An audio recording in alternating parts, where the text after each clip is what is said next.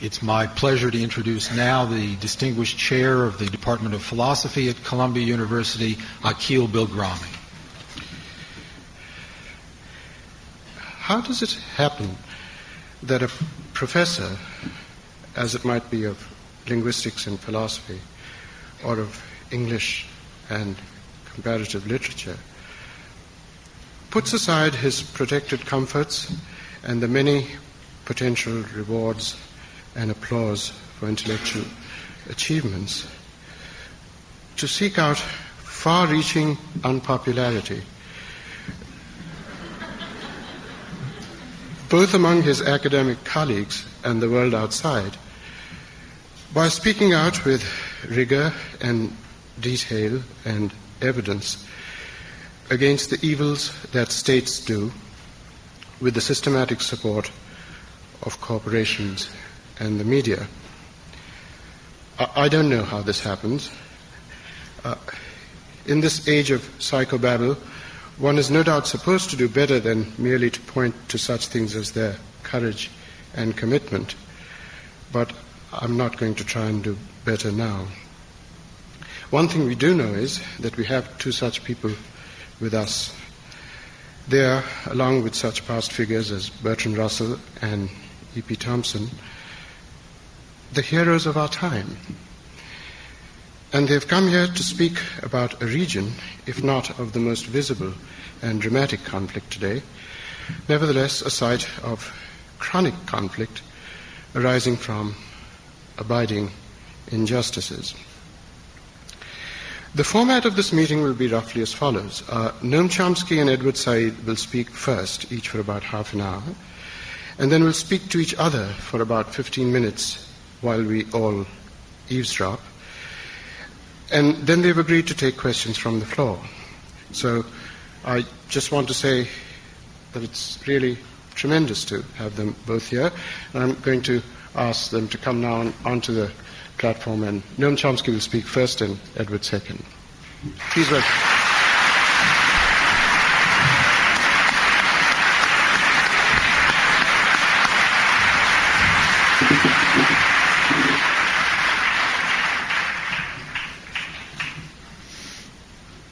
I have a stopwatch, but your task is to stop me if I go on too long, as I tend to do.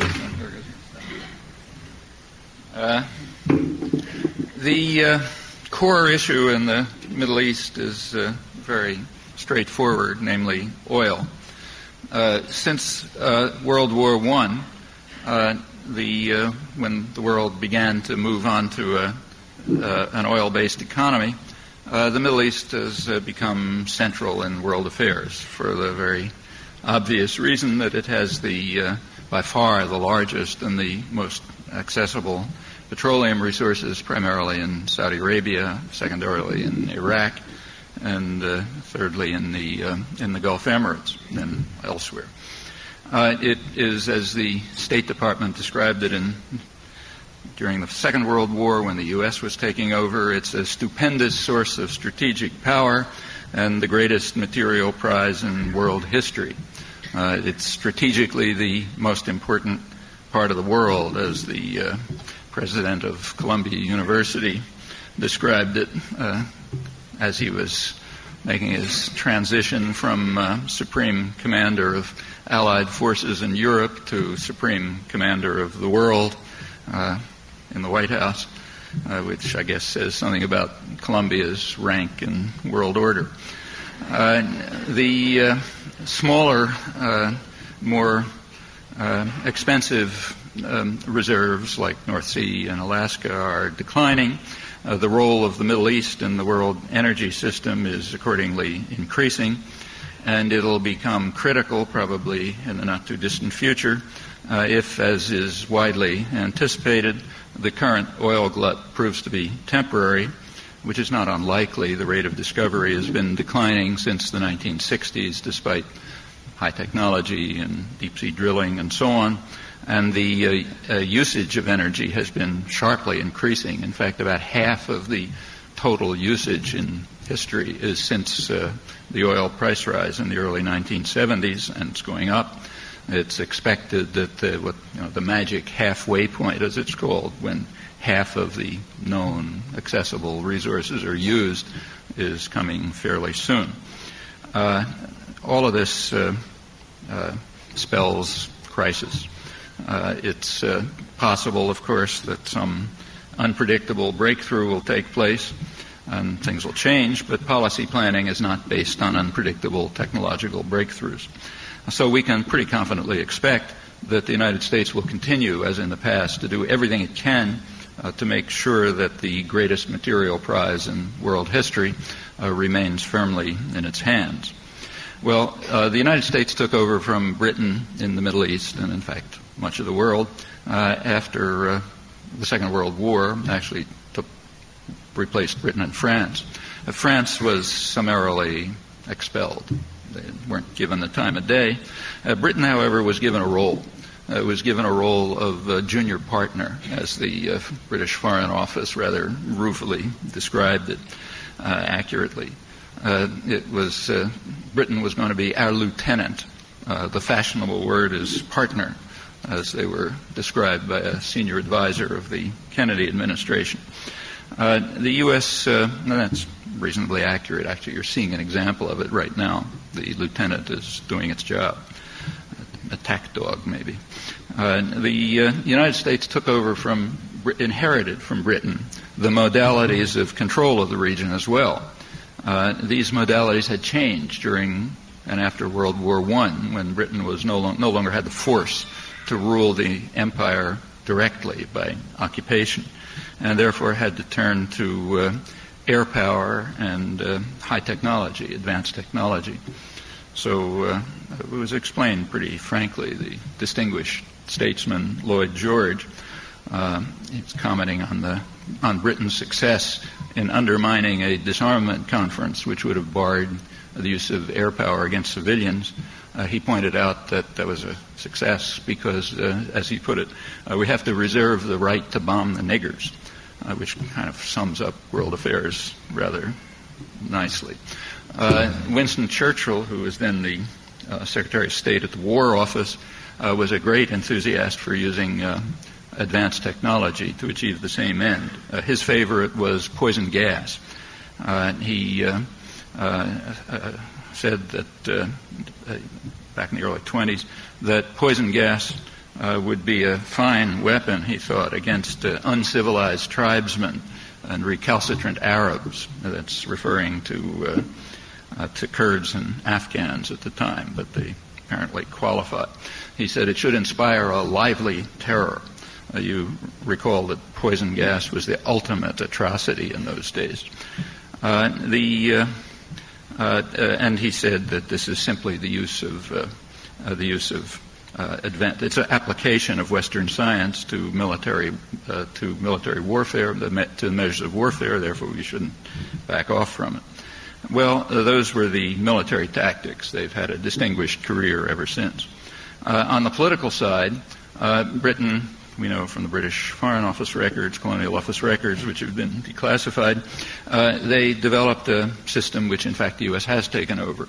The idea was that the oil-producing states would be administered by what the British called secretly, of course, what they called an Arab facade, constitutional fictions behind which Britain would continue to rule. Now, the facade has to be weak because it has to be dependable, has to do what you tell it. But then there's a problem, because if the facade is weak, it may not be able to control its own population. And its own population is uncivilized and ignorant. They do not understand. They can be easily infected by what's called a virus of radical nationalism, which was defined by the State Department back in the 1940s as the belief that the first beneficiaries of a country's resources ought to be the people of that country. And that, of course, is intolerable because any sane and civilized person can understand that the first beneficiaries of a country's resources have to be wealthy investors in the United States and so on. So these people just don't understand that, and they're always causing trouble. They're uncivilized tribesmen and so on, and sometimes poison gas doesn't work. So you have to have some way of keeping the Arab facade in power. And to do that, as the U.S. developed the system, there's 2 levels of violence required. Actually, this is all over the world. I mean, much of the history of the last half century is the playing out of this issue in Southeast Asia and Latin America and the Middle East and all over. It's not put that way, but that's the way it is. In the Middle East, the way it was worked out is that there are to be what the Nixon administration called local cops on the beat. That is, local gendarmes who sort of keep order in the neighborhood. And it's best to have them be non-Arab. They do better at killing recalcitrant Arabs. So there's a periphery of, in fact, what David Ben-Gurion, the Israeli prime minister, called the periphery policy of non-Arab states, Iran under the Shah, Turkey, Israel, Pakistan. They're there to be the local cops on the beat. The understanding, of course, is that police headquarters remains in Washington. And if things really get out of hand, the local cops on the beat can't handle it. There's British and U.S. muscle and reserve to be used when needed. That's essentially the modality of control. The Central Command, as it's now called, which was initiated by Carter as the Rapid Deployment Force, is the major U.S. intervention force by far in the world. And it's an enormous force. It's based from Guam to the Azores, even with bases in the Indian Ocean where the junior partner was kind enough to drive out the population of an island so that U.S. bases could be put in there, all aimed at the core area, the Middle East intervention forces. In 1980, when the Carter administration was explaining this to Congress, they pointed out that the problem wasn't the Russians. In fact, this was after the invasion of Afghanistan, but they realized that's not the problem. The problem is regional unrest. That is the virus of radical nationalism. Well, that's essential, and that remains the case.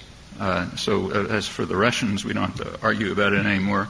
After the fall of the Berlin Wall, the Bush administration, in a very important and therefore unreported declaration to Congress, explained that everything has to remain exactly the same military budget, everything, including the intervention forces aimed at the Middle East, where, as they put it, the threat to our interests could not be laid at the Kremlin's door. I mean, sorry, guys, we've been lying to you for 50 years, but now there's no Kremlin, so let's be straight. The threat to our interests is regional unrest, and we got to control it. Incidentally, notice that the threat to our interests could not be laid at Iraq's door either. At that point, Saddam Hussein was a great friend and ally. It's true, he had gassed Kurds and tortured dissidents and massacred people and so on, but he hadn't yet committed any crimes.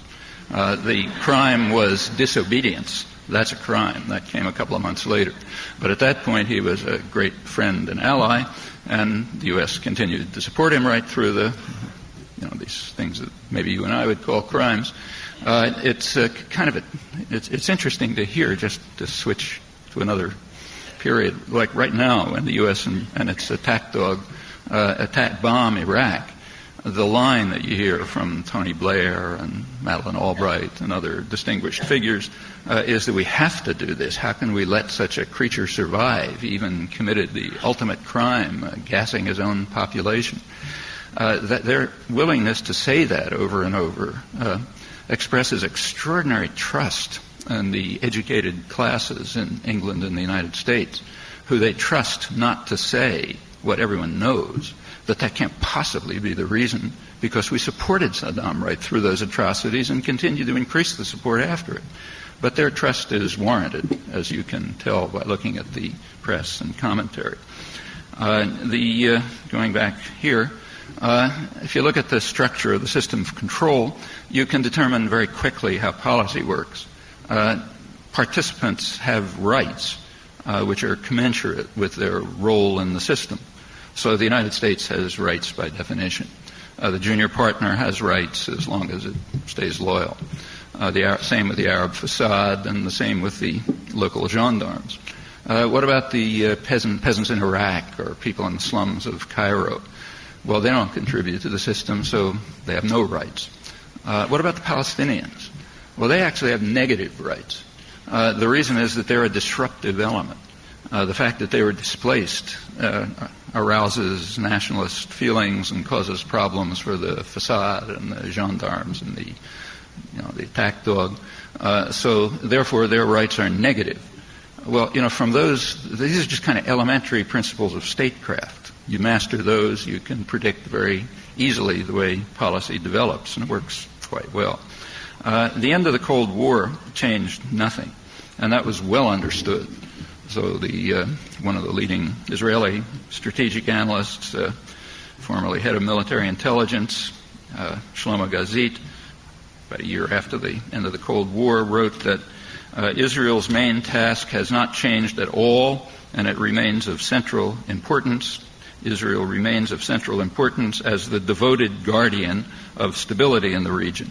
Its role is to protect the existing regimes, namely the facade, to prevent radicalization. That's accurate. You have to do a little translation. So stability means U.S. control, and Israel is the devoted guardian of the control of the master, and it's amply paid for its service. Radicalism means misunderstanding of who the first beneficiaries of a country's resources are. And fundamentalist religious zealotry does not, our opposition to that does not entail that we have to say bomb Saudi Arabia or bomb Jerusalem or bomb most of the United States, which is the most extreme, radical, fundamentalist religious state in the world, I suppose. Rather, what it means is, this is a code word, which means the particular forms of radicalization, that is, failure to understand who the first beneficiaries are, the particular forms of radicalization that happen to take a religious cast when secular nationalism is destroyed. That's a pretty common pattern. But if you make the translations, what Gazit was saying was certainly accurate. Well, U.S.-Israeli relations developed in that context. So in 1948, the U.S. military was quite impressed by Israel's military actions. They were described a couple of days ago in Israel's leading paper, Haaretz, by a good reporter, as being Kosovo without TV cameras. Approximately accurate.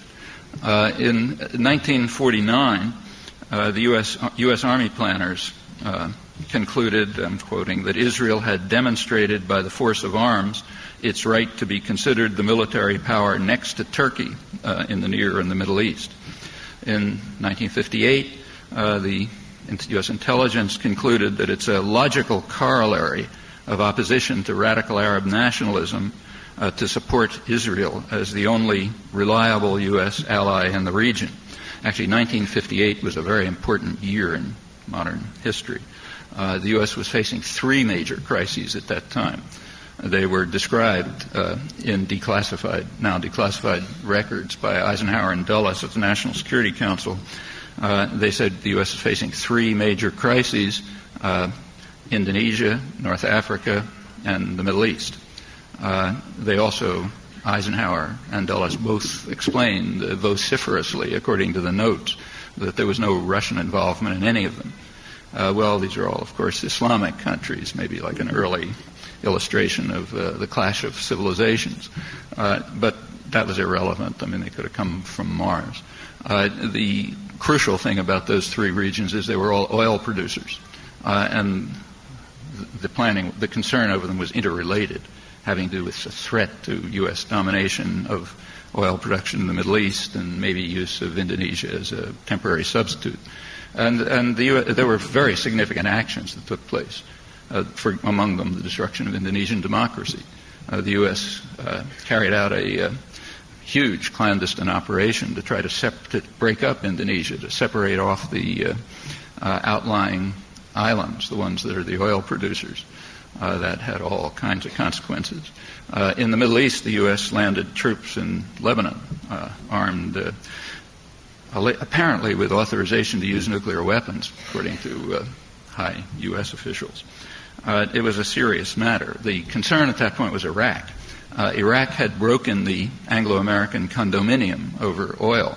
And remember, it's the second largest producer, a military coup which the U.S. regarded as Nasserite in inspiration, had sort of pulled the country out of the system, and that caused real hysteria. I won't have time to go into it now. I'll talk about it if you like, but the British Foreign Secretary flew to the United States immediately, and they laid plans which are extremely revealing. They explained just about everything that was going on in 1990 and 91, almost verbatim. Anyhow, it was taken pretty seriously. That's 1958. In the early 1960s, there was a proxy war going on between Nasser and Nasser was considered the heart of the rot, the source of radical nationalism. And there was kind of a proxy war going on between Nasser and Saudi Arabia, the main oil producer, which was very threatening. In 1967, Israel intervened and smashed Nasser, and that was a major contribution. The U.S.-Israeli alliance was solidified. After the Israeli military victory, Israel also became the darling of American intellectuals, going from far right to left liberal, which is an interesting phenomenon about the United States, but its consequences show up mostly in the coverage of these events and the discussion about them. In 1970, Israel again proved that it's a devoted guardian. The U.S. needed it to intervene to prevent possible Syrian involvement, to try to block Jordan, which was then massacring Palestinians, and Israel did intervene and barred that, and that was considered a very welcome contribution. U.S. aid to Israel quadrupled at that point. In 1979, when the Shah fell, Israel's role simply increased. One of the main guardians was gone.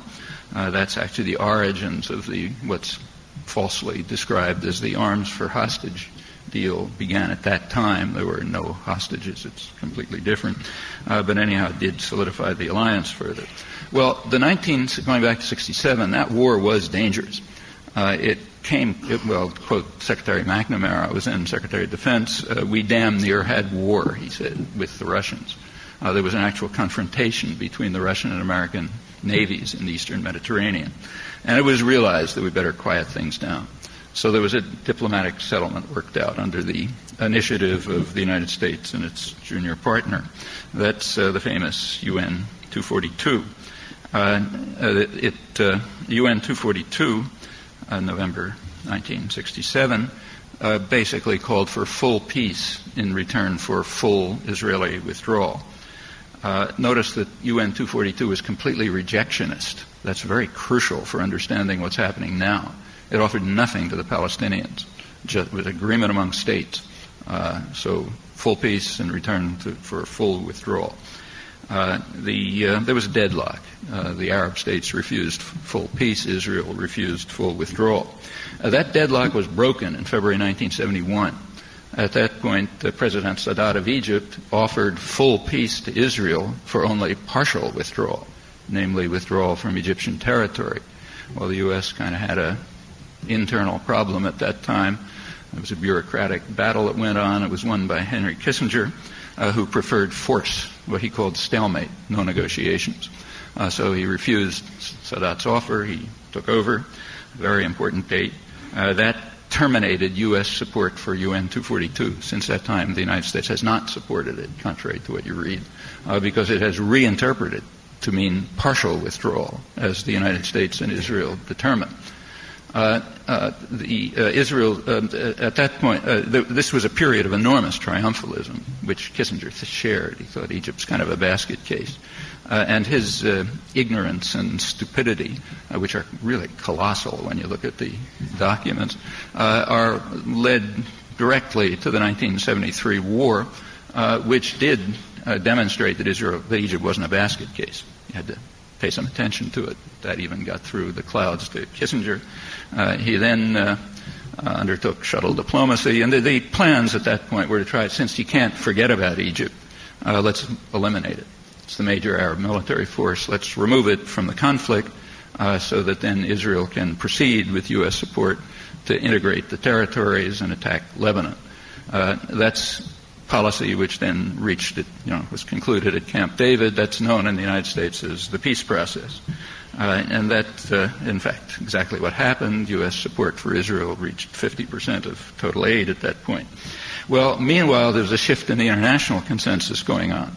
It was shifting away from pure rejectionism towards recognition of Palestinian rights.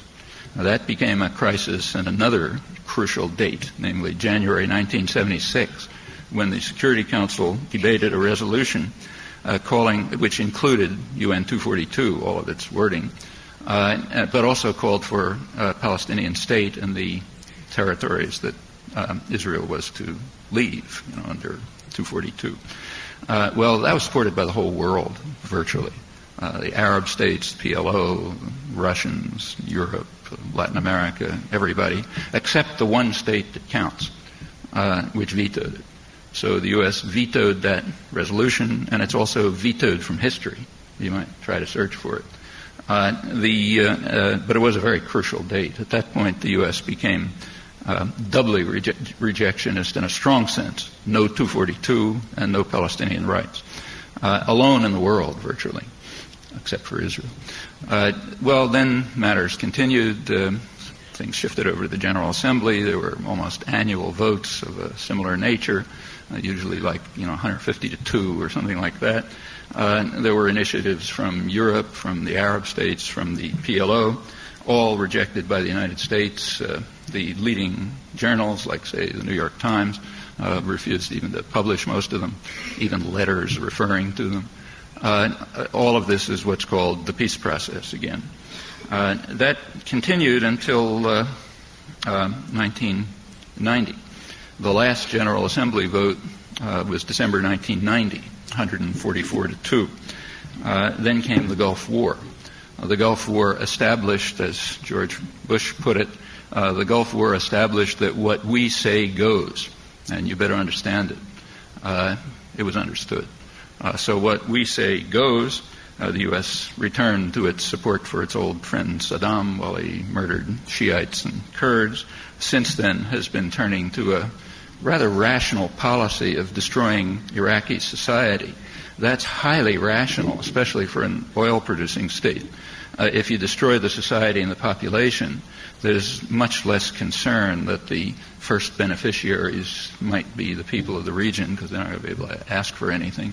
So the policy that's going on now of basically mass murder is a very reasonable policy, particularly for an oil producer. With regard to the Israel-Arab problem, the Israel-Palestinian problem, the U.S. immediately moved on to Madrid, fall of 1991. The Madrid conference met all U.S. conditions. First, it was unilateral, no interference from Europeans or anyone else. Secondly, it was totally rejectionist. So the U.S. could ram through its rejectionist program. That was the official program. It actually has yet to be reported in the United States, as far as I'm aware, in the mainstream, that is. But it was the Baker Plan. The Baker Plan, which simply endorsed the Shamir-Peres Plan, which stated that there cannot be an additional Palestinian state. Additional because there already is one, namely Jordan. So there can be no additional Palestinian state, and the fate of the territories has to be settled according to the guidelines of the State of Israel. That was the official U.S. program endorsing the Shamir-Peres consensus, which was instituted at Madrid. We then move on to Oslo. September 1993, the Declaration of Principles was signed. And it was an enormous victory for the United States. Remember, I don't know if you've looked at it, but you should look at what it said. It didn't say much, but it said something. It described the permanent settlement, that is the long-term end goal, which must be achieved.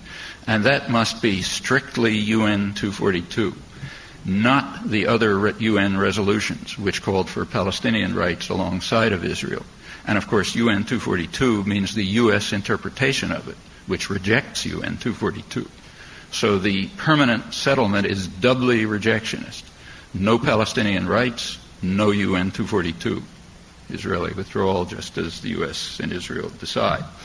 The U.S. and Israel had decided.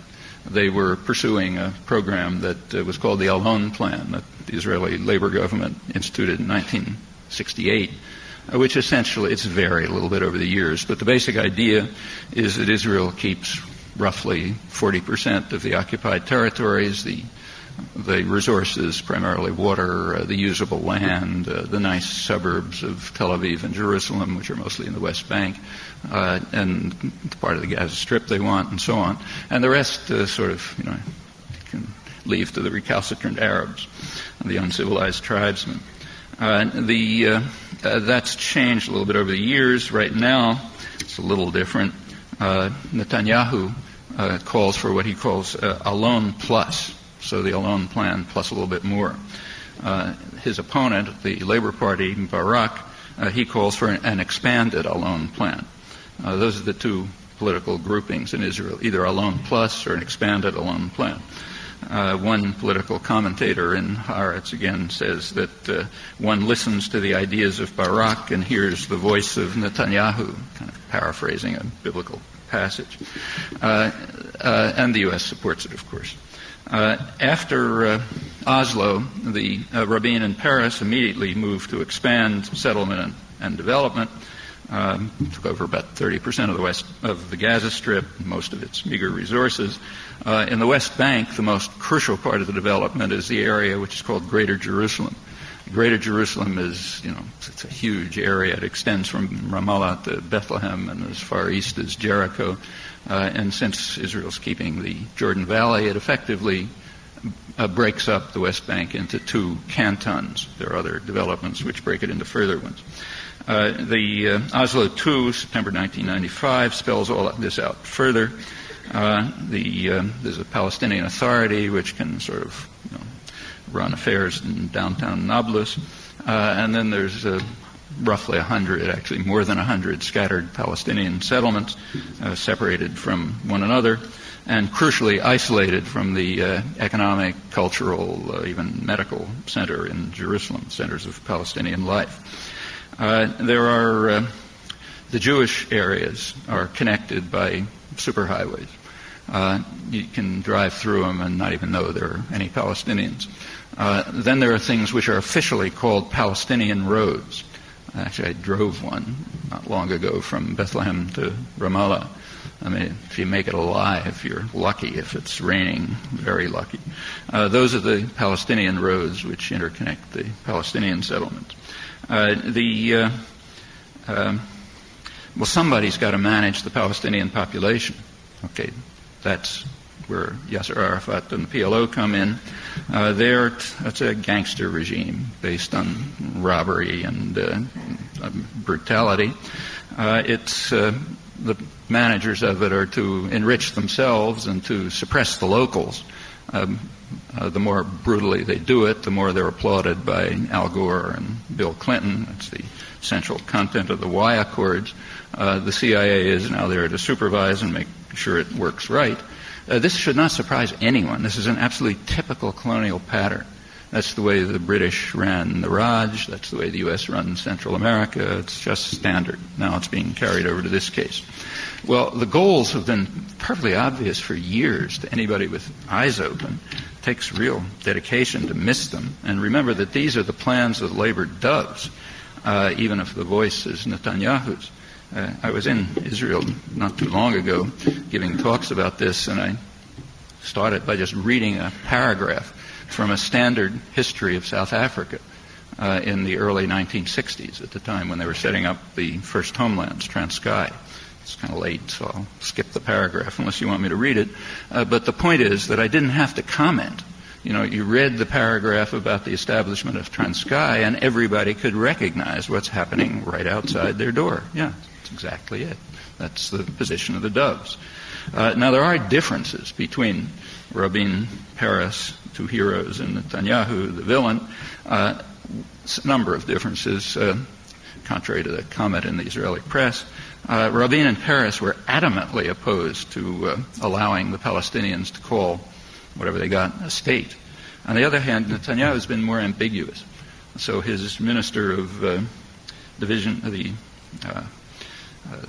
of communications and policy, director of communications and policy planning, David Bar-Ilan, recently said that, well, if the Palestinians want to call these scattered areas a state, we won't mind. In fact, if they want, they can call it fried chicken, he said, elegantly.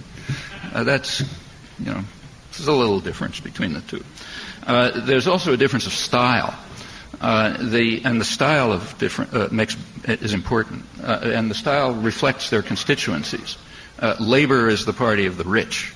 It's the party of the professionals, the westernized, secular elements.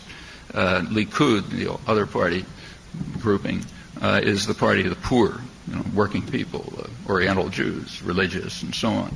And those divisions do reflect themselves in the style by which they behave. So labor is much more attuned to the norms of Western hypocrisy.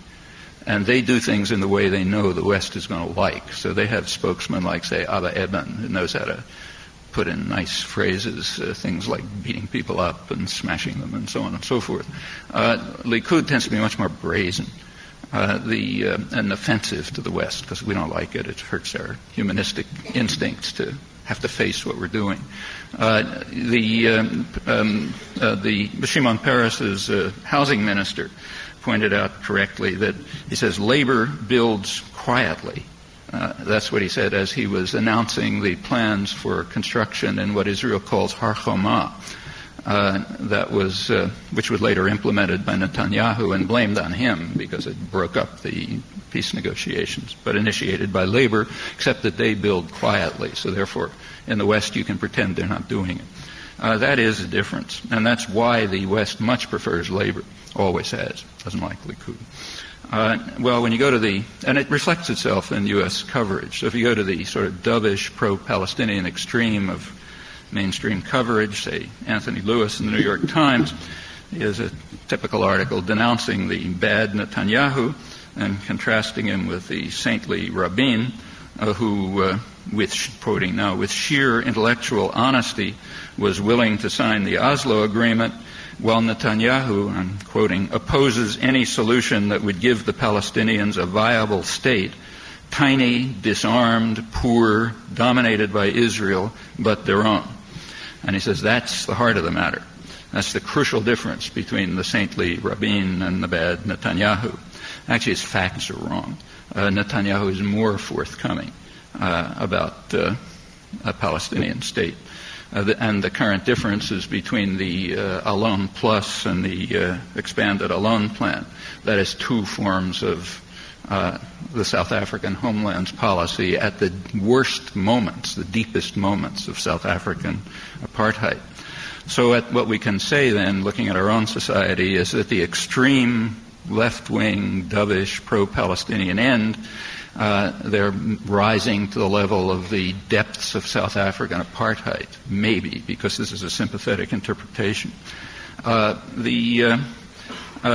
Just recently, Hillary Clinton, as you know, expressed her interest in running for the Senate in New York, and the New York Times had a story headlined, "New York's Palestinian State," and it condemned what they called the monumental political gaffe of Hillary Clinton, who had said a couple of years ago that the territory the Palestinians currently inhabit, what she meant is the territories they're allowed to administer, and whatever they might get in peace negotiations, should evolve into a functioning modern state, that is a state that is tiny, disarmed, poor, dominated by Israel, but their own. And that was a terrible political gaffe, and the White House very quickly disowned those dangerous thoughts, and she was denounced all over the place, but she also got some support. So the Times quoted a political science professor who supported her and said, "Supporting a Palestinian state used to be the peacenik position, the extreme left-wing position. But now, maybe no more. Like now, maybe we can move forward up to the stand of the worst South African racists 35 years ago, and we can no longer condemn that as the peacenik extreme left-wing position. So our moral and intellectual culture may be making real progress, and sooner or later may reach the depths of South Africa, although we can't be sure. These are all comments about us, not about the situation there. Is there a way out of all of this? Well, when you grow up, you're supposed to become more mature. That's what they tell you, but I think I'm missing a gene or something. I still believe what I thought when I was a teenage Zionist youth activist more than almost 60 years ago. At that time, as a Zionist youth activist, I was strongly opposed to a Jewish state, which was called a Zionist position at that time. Now it's an anti-Zionist position, same position. The meaning of the word has changed. And the reasons were pretty straightforward. A democratic Jewish state is an absolute contradiction in terms. You can try to pretend circles or squares if you like, but it won't work. It's a contradiction in terms. Furthermore, a Jewish state, it was clear, was going to exacerbate conflicts and tensions. And thirdly, it was going to destroy the attractive elements in the existing societies, which were quite real. They're not going to survive a state and ethnic conflict. And there was an alternative.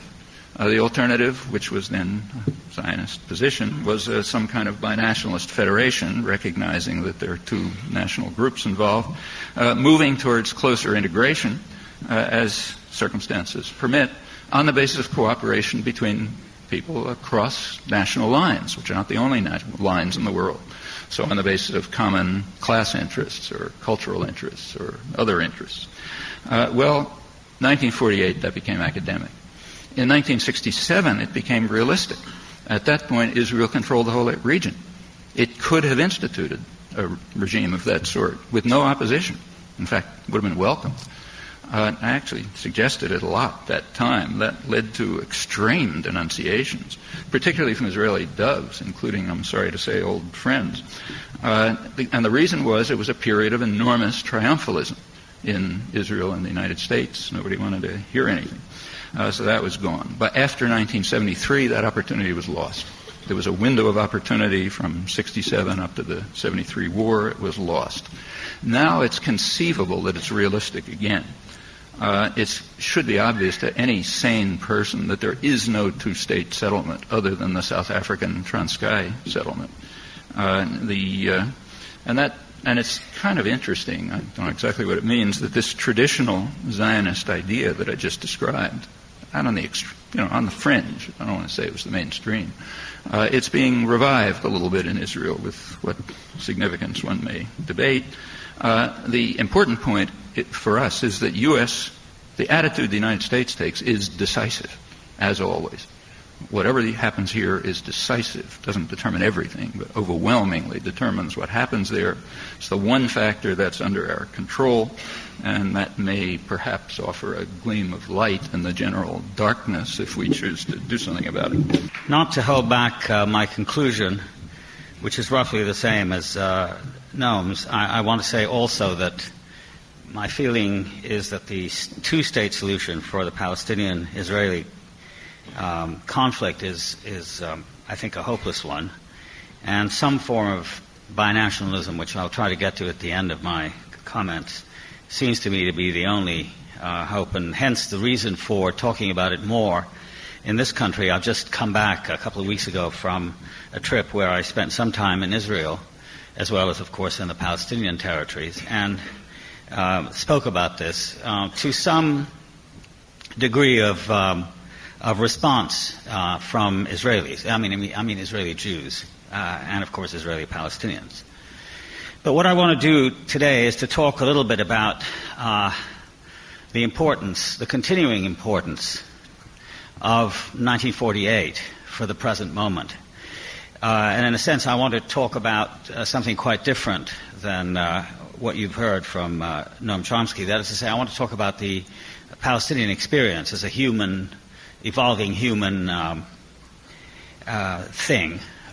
trajectory, and how it feeds into the current impasse, and where it might, if looked at honestly within the Arab and international context, might give one some hope for the future, which I think is the most important thing. I might as well begin by speaking personally about 1948, particularly at a moment when the media is focusing so much on the faces and the bodies and general appalling plight of Kosovar refugees, and what it meant for many of the people around me. My own immediate family was spared the worst ravages of what we call the catastrophe at Nakba of 1948.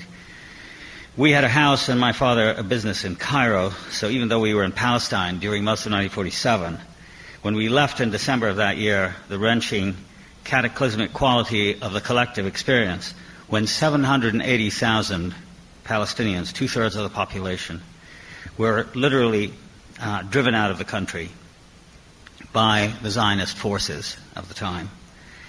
This was not one we had to go through in as traumatic a form as most others did. I was 12 at the time, so I had only a somewhat attenuated and certainly no more than a semi-conscious awareness of what was happening. Only this narrow awareness was available to me, but I do distinctly recall some things with special lucidity.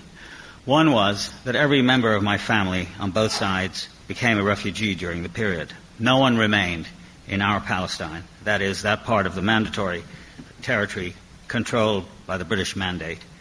That didn't include the West Bank, which was in 1948 annexed to Jordan.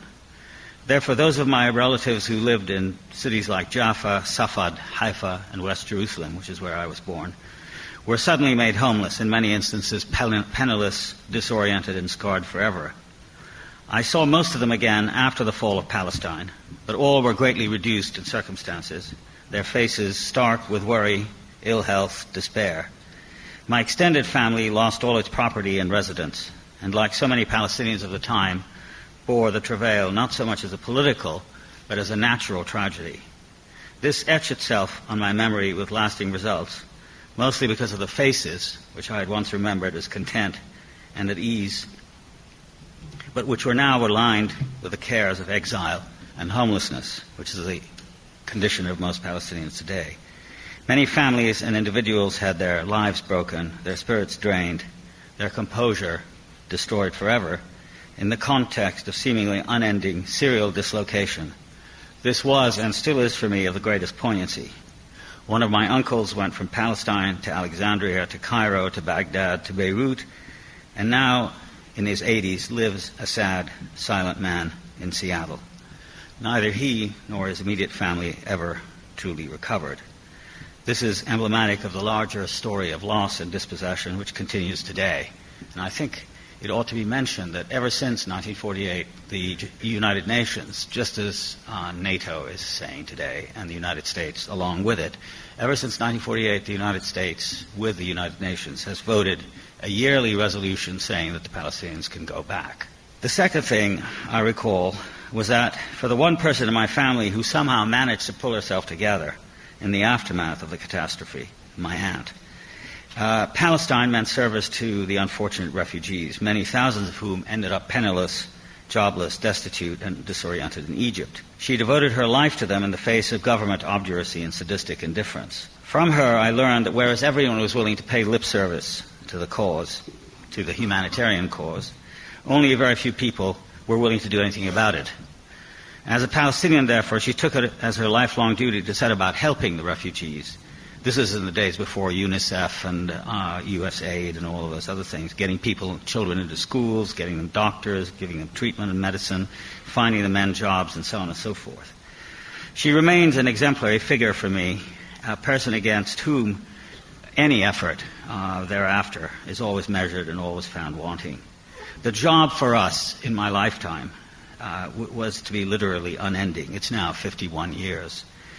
And because it derives from a human tragedy so profound, so extraordinary, and saturating both the formal as well as the informal life of its people, down to the smallest detail, has been and will continue to be recalled, testified, remedied.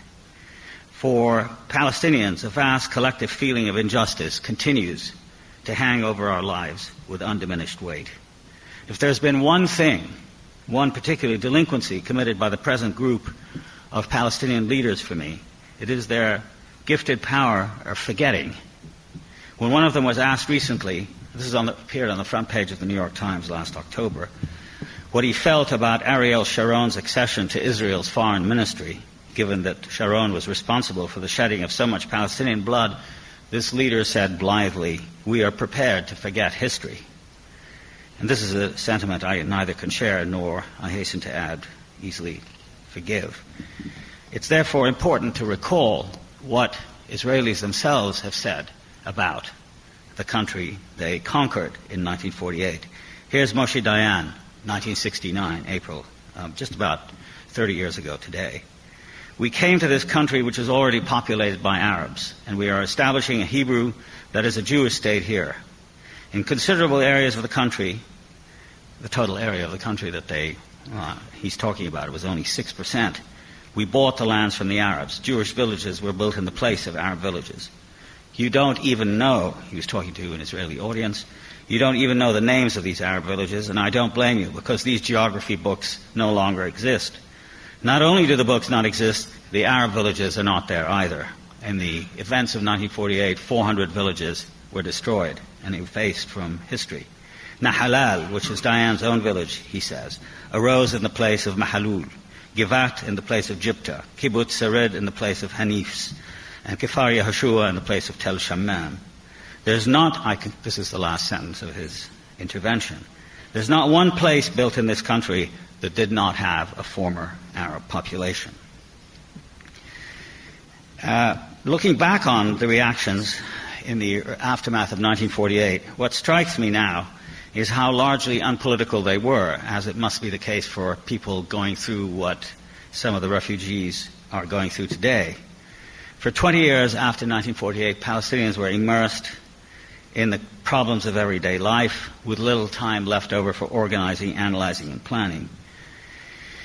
Israel, to most Arabs, for at least 20 years after 48, and to Palestinians, except for those who remained, was a cipher, its language unknown, its society unexplored, its people and the history of their movement largely confined to slogans, catch-all phrases, negation. We saw and experienced its cruelty towards us, but it took us a long while to understand what we saw and what we experienced. The overall tendency throughout the Arab world, and this is one of the most important consequences of 1948, as I'm sure it will be in regions of the world that are going through the same process today, is that a vast militarization took over every society almost without exception, as it did also take over Israel. In the Arab world, military coups succeeded each other more or less unceasingly. And worse yet, every advance in the military idea brought an equal and opposite diminution in social, political, and economic democracy. Looking back on it now, the rise to hegemony of Arab nationalism allowed for very little in the way of democratic civil institutions, mainly because the concepts and the language of that nationalism devoted little attention to the role of democracy in the evolution of these societies. Until now, the presence of a putative danger to the Arab world has engendered a permanent deferral of such things as an open press, unpoliticized universities, or freedoms to research, travel in, and explore new realms of knowledge. No massive investment was ever made in the quality of education, despite on the whole successful policies by some governments, including the Egyptian government, to lower the rate of illiteracy. It was thought that given the perpetual state of emergency caused by Israel, such matters, which could only be the result of long-range planning and reflection, were luxuries that were ill-afforded. Instead, arms procurement on a huge scale took the place of genuine human development, with negative results that we live until today. It's worth mentioning that 60% of the world's arms are now bought by Arab countries. Along with the militarization went the wholesale persecution of communities, preeminently but not exclusively the Jewish ones in the Arab world, and of course the Arab ones inside Israel. And this idea of homogenizing societies to create, in the case of Israel, a Jewish state, in the case of the various Arab states, entirely Arab states, whether they're called Syria, Jordan, Egypt, etc., has had the most wasteful and, in my opinion, terrible results, one of the tragedies of the politics of identity which ensued. The expulsion of whole communities as a result of 1948, which set in process, a system of distortion within the societies, whether it was inside Israel or in the Arab world, most of it encouraged by U.S. policy at the time, seems to me to have led to every conceivable disaster in the way of human formations and social institutions. Nor was this all. In the name of military security in countries like Egypt, there was a bloody-minded, imponderably wasteful campaign against dissenters, mostly on the left, but independently minded people, too, whose vocation as critics and skilled men and women was brutally terminated in prisons, fatal torture, and summary executions. As one looks back at those things, in the context of 1948, it's the immense panorama of waste and cruelty that stands out as the immediate result of the war itself. Along with that went a scandalously poor treatment of the refugees themselves. This is a kind of the micro-history of some of the things that Noam was talking about.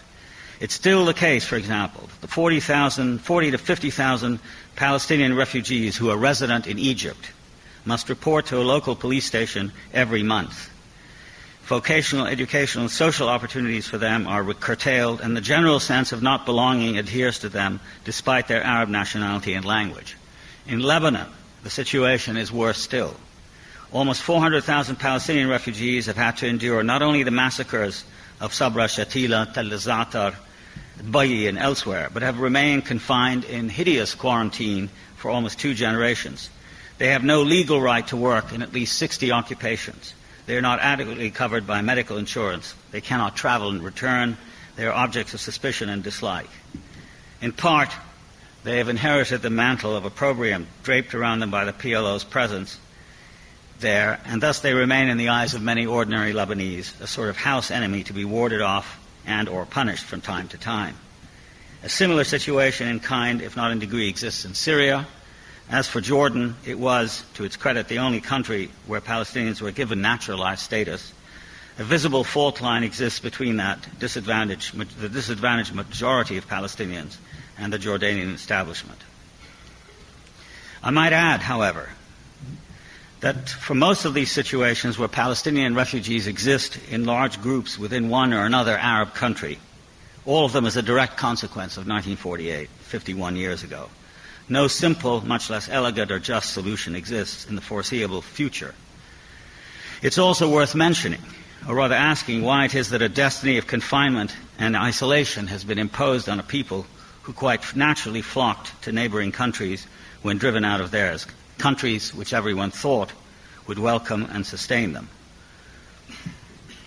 Inside Israel, the treatment of the Arab minority that was left over, 120,000 that have now become 1 million, a little over 1 million today, Arab citizens or Palestinian citizens of Israel, they were subject to military government until 1966.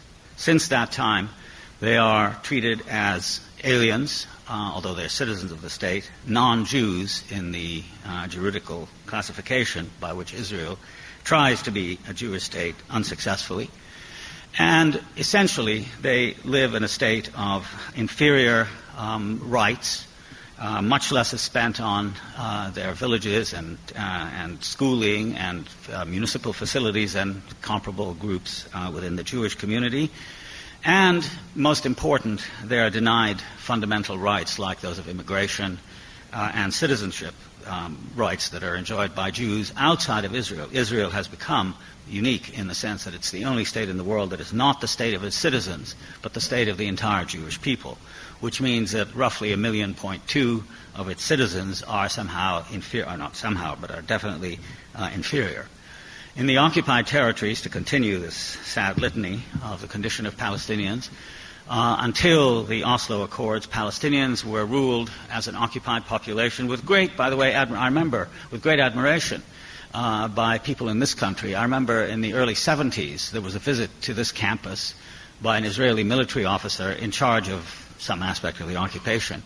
And it was a closed seminar, and somehow I wormed my way into it to listen to him say it. And what struck me was the admiration, not to say deference, shown him by faculty members, colleagues of mine in some instances, who were going on about how benign the occupation was and how miraculous it was that Israel was able to rule a population which it has now ruled for 32 years, with such a small amount of brutality.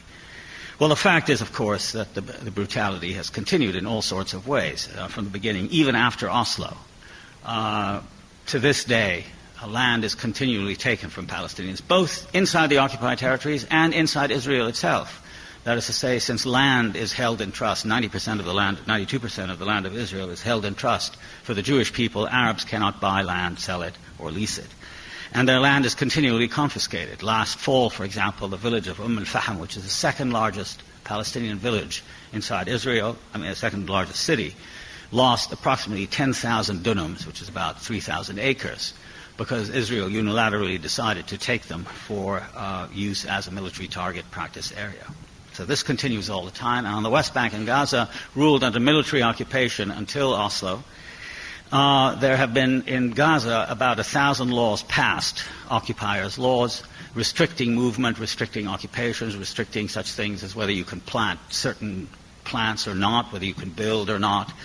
All aspects of life controlled minutely by the Israeli occupation, 1,400 laws of that sort on the West Bank, creating, in fact, a vast prison. Since Oslo, I'll come back to it in a minute, since Oslo the situation has gotten worse in ways that I want to describe in a moment.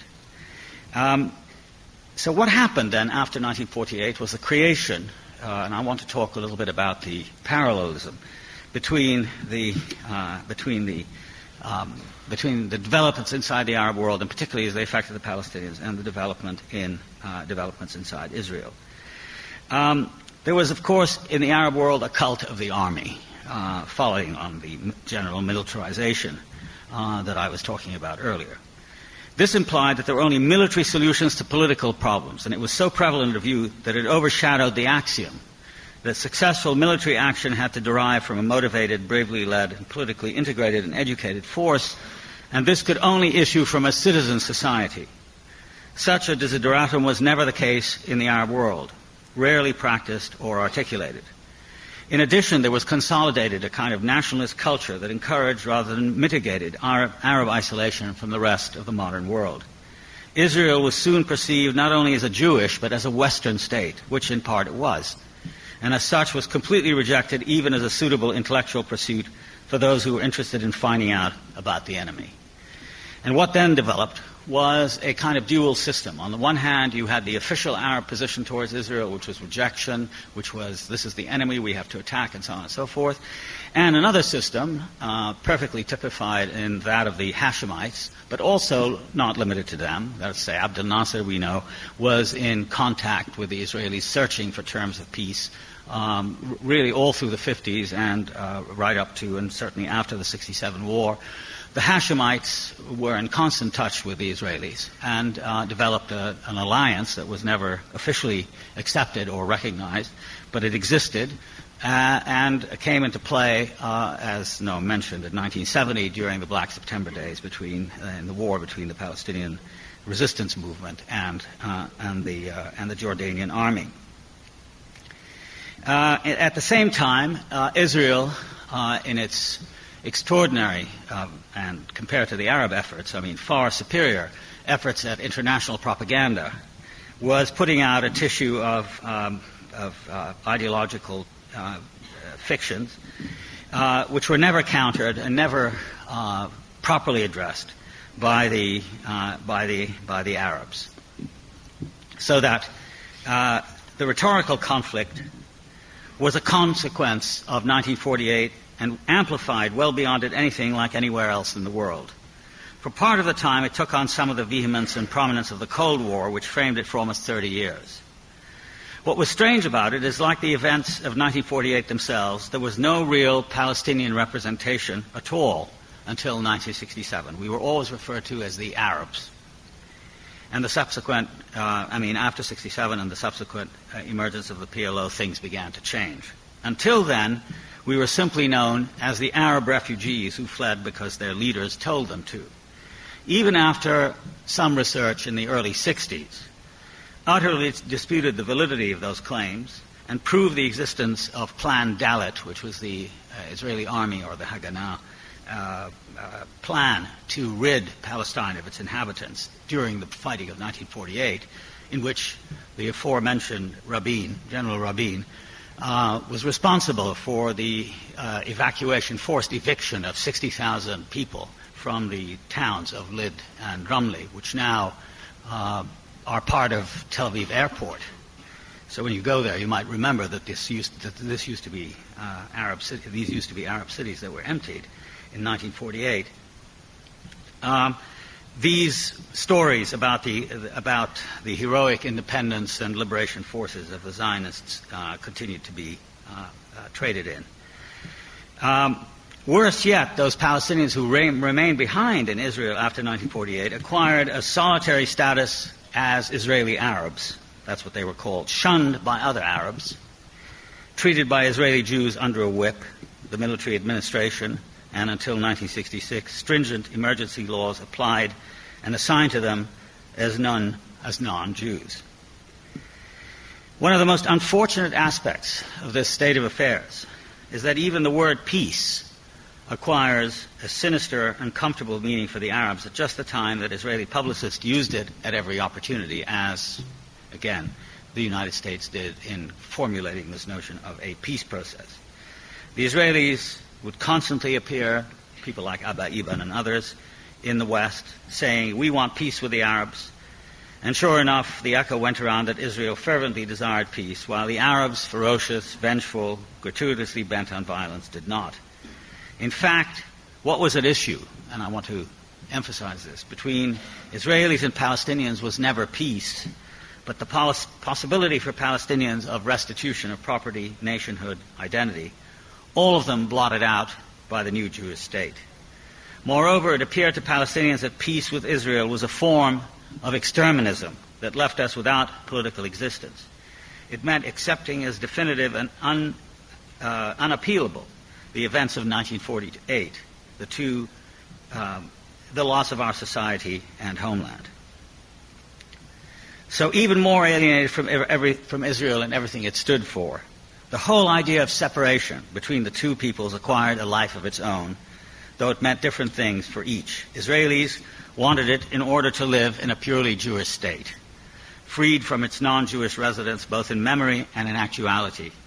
Palestinians wanted it as a method for getting back to their original existence as the Arab possessors of Palestine. The logic of separation has operated since 1948 as a persistent motif and has now reached its apogee and its logical conclusion in the hopelessly skewed and unworkable Oslo Accords that are still celebrated by the media and many bien-pensants in this country. At only the very rarest of moments did either Palestinians or Israelis try to think their histories and cultures, inextricably linked for better or for worse, together, contrapuntally, rather than in mutually exclusive terms. The sheer distortion in views both of history and of the future that has resulted is breathtaking and requires some example and analysis now. I don't think anyone can honestly disagree that since 1948, the Palestinians have been the victims, Israelis the victors. No matter how much one tries to dress up or prettify this rather bleak formulation, its truth shines through the murk just the same. The general argument from Israel and its supporters has been that the Palestinians brought it on themselves. Why did they leave? Why did the Arabs declare war? Why did they not accept the 1947 plan of partition? And so on and so on. None of this, it should be clear, justifies Israel's subsequent official behavior, both toward itself and its Palestinian victims, where a hard cruelty, a dehumanizing attitude, and an almost sadistic severity in putting down the Palestinians has prevailed over all the years. The much vaunted Israeli and general Jewish feeling that Israel is in serious peril and that Jews will always be targets of anti-Semitic opportunity, that is buttressed by appeals to the Holocaust, to centuries of Christian anti-Semitism, and to Jewish exiles. This is a potent and in many ways a justifiable sentiment. I've gone on record as saying that it is justified for Jews, even for American Jews whose experiences have been nowhere near as traumatic as their European counterparts, to feel the agonies of the Holocaust as their own, even into the present. But I keep asking myself, whether the use of that feeling to keep Palestinians in more or less permanent submission can repeatedly be justified on those grounds alone. And are Netanyahu's intemperate harangues about Israeli security justified, given what a miserable lot has been the Palestinians? Are the huge numbers of soldiers? You must think that in Israel every young person, man or woman, between the ages of 18 and 25, is required to serve in the army. A lot of that service is policing Palestinians, policing the occupation. Are the huge number of soldiers, the obsessive, excessive measures about terrorism, the endless fencing in? One of the things that struck me when I first went to Israel in 1992 was that every open space, including tennis courts and swimming pools, was surrounded by barbed wire.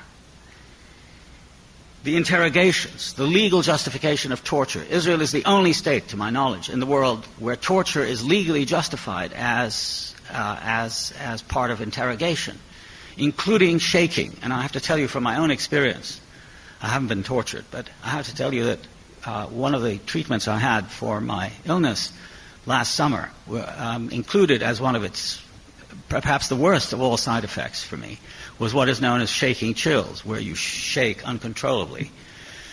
And I felt after a few minutes of these shaking chills, which were uncontrollable, that I was going to die. Well, they are regularly used and approved by the Israeli Supreme Court as a way of dealing with, quote-unquote, Arab suspects, Palestinian suspects. This is part of what exists today within Israel. Does all of this, including the nuclear, biological, and chemical options, the continued discrimination against Israeli Palestinians, the fear and contempt, the bellicosity, one could go on, are all these things not a sort of massive distortion in perception and mode of life, all of them premised on and fueled by the extreme separatist, not to say xenophobic, sentiment that Israel must remain at all costs an endangered, isolated, unloved Jewish state? Doesn't one have the impression that the language and discourse that have resulted, there are exceptions, of course, not every Israeli is what I'm describing here, but that generally signifies a refusal to engage, the rejection, to engage with a common regional history except on these extreme separatist terms. So what is the situation now? The modern history of the struggle for Palestinian self-determination can be regarded as an attempt to set right the distortions in life and language inscribed so traumatically as a consequence of 48. There's never been any shortage of Palestinian resistance. And while it's true that there have been some advances here and there in Palestinian struggle, the general movement has either been much slower than that of the Zionists, or it has been regressive, and in Lebanon and Jordan, destructive. We must admit these as shameful episodes in our post-1948 national existence. Where the struggle over land is concerned, and that's the essence of the struggle between Israel and the Palestinians, it is the struggle over the territory, over the land of Palestine, which is a tiny place. There has been a net loss, as Israel, through belligerent as well as other means, has asserted its actual hold on more and more of Palestinian land. I speak here, of course, of sovereignty, military power, actual settlement. I contrast that with what I shall call Palestinian symptoms of response, such as the multiple rhetorical attempts to assert the existence of a Palestinian state, which Chairman Arafat is going around the world trying to do now, to bargain with Israel over conditions of Israeli security, and the general untidiness, sloppiness, and carelessness, the absence of preparations, the absence of maps and files, fact and figures amongst Palestinian negotiators in the Oslo process that have characterized what can only be called a lack of seriousness in dealing with the real as opposed to the rhetorical conditions of dispossession. These have been imposed on us by the current peace process. These multiply the distortions stemming from the original condition of loss and dispossession. Rather than rectifications, they offer additional dislocations and the reproduction of distortions whose widening effects extend the whole range from war to increasing numbers of refugees, more property abandoned and taken, more frustration, more anger, more humiliation, and so on. To all this, one can add the force of Rosemary Sayev's startlingly appropriate and even shattering phrase, too many enemies. But its poignancy is that Palestinians have, by a further dialectical transformation, become their own enemies through often unsuccessful negotiation and violence. The peace process, I want to conclude with this reflection, the peace process has accelerated the process of separation between Palestinians and Israelis. Of course, that hasn't happened. That is an illusory situation because, in fact, the two populations have now become more intermixed through Jewish settlement, through Israeli Jewish settlement on the occupied territories, so that today 40% of Gaza is still controlled by Israeli settlements in the heart of Gaza, and approximately 97% of the West Bank is also controlled by Israeli troops and settlers. In a condition of this sort, the only way to describe what has occurred, the attempt at separation, is what has to be called apartheid. That there is one population with sovereignty, namely, this is all a result of Oslo, this is all part of the American-sponsored peace process, about which I've written and spoken millions of times, but I can go into the details of it if you'd like, impose them on a Palestinian leadership that has been anxious, alas, since the Gulf War, to remain in power and, in effect, sell out its people for this remaining in power. Israel, as a result of the peace process, controls the borders, so that even Gaza, which is the largest area of Palestinian land under Palestinian autonomy or self-government, whatever you want to call it, is surrounded by barbed wire and an Israeli fence. People landing at the Palestinian airport in Gaza, which was greeted with such jubilation, as a form of further humiliation, are forced to leave the plane, bust from the airport to Rafah in the south, which is on the border between Egypt and Israel. They go through customs there, then they're brought back to the airport to enter, quote unquote, the Palestinian territories. Arafat, in order to leave Gaza, has to request permission from the Israeli authorities. Most of the time, the territories are closed. Palestinians cannot go across the lines. And when we were in Gaza a couple of weeks ago, we happened to be leaving Gaza at the time that the workers who go from Gaza to Israel proper to work were coming in. And to suggest that what they have to go through is what cattle have to go through chutes and prods and, of course, passes, as in the passes of South African apartheid, is to minimize the humiliation and the suffering of 70,000 people who have to go to Israel to work. The settlements are taking more land from Palestinians, and, of course, Jerusalem, which was annexed in 1967, has now become a gigantic megalopolis that it accounts for roughly 25% of the West Bank, where now Palestinians are slowly being driven out in a process of what is called Judaization. In such a situation, I think it's important to understand that any attempt at separation through the establishment of a Palestinian state, through these little Bantustans which have been established, I think is futile, cannot work. And that's why I think the notion of a binational state, where there is self-determination for both peoples, is the only feasible solution. Remark also that in about 10 years, let us say by the year 2010, there will be demographic parity between the two populations. There will be as many Palestinians as there are Jews now in the land of historical Palestine. That includes Israel and the West Bank and Gaza, the occupied territories, and Israel. And instead of pursuing this policy fueled by the United States of trying to maintain Israeli domination and hegemony through collaborationist regimes like the Arafat regime and keeping the Palestinians down, there is, I think, the opening towards a solution based on binational self-determination beginning to take root in the territories, in the Israeli community, Israeli Jewish community, and certainly amongst many other Palestinians.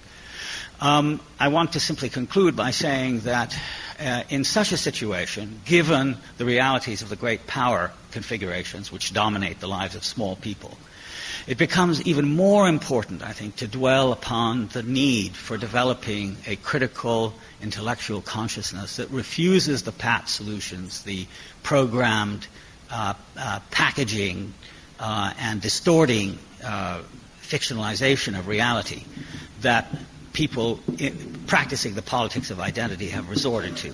The only way out, I think, is resistance, beginning with intellectual resistance, the organization of civil institutions, as is beginning to happen now between Israeli Jews and Palestinians and elsewhere throughout the world where these exiled communities exist, and the constant formulating and reformulating of a genuine solution to the problem by looking critically and realistically and courageously at the past. Thank you.